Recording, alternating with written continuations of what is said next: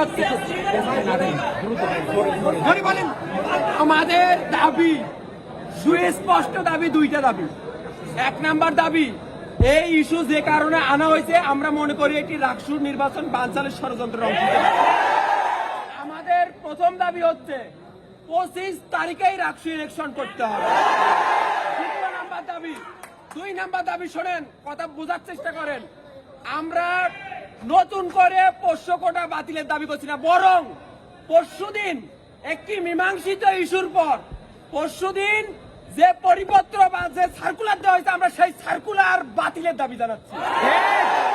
এই প্রশাসনের সঙ্গে একটু প্লিজ, প্রশাসনের সঙ্গে এই দুইটা ইস্যুতেই আলোচনা হইতে পারে।